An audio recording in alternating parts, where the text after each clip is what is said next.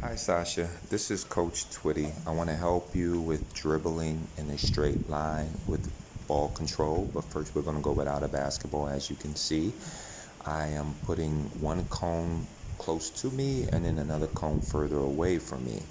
And if you look at the video, I'm stepping one foot in front of the other in a straight line for balance and control without the basketball.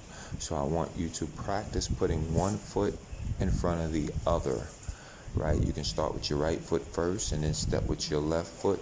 You're stepping all the way to the other side of the cone, and you want to go in a straight line. Make sure that you reach the cone on the other side, okay?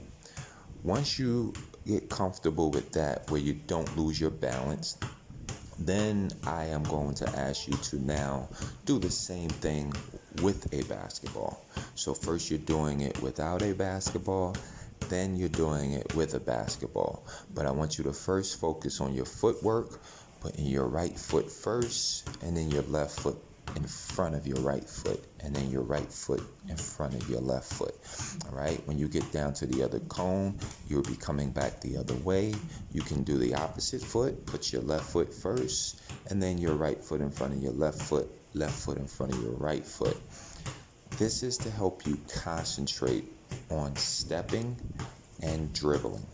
Okay, this is a dribbling drill that's going to help you work toward moving in a straight line while controlling the basket.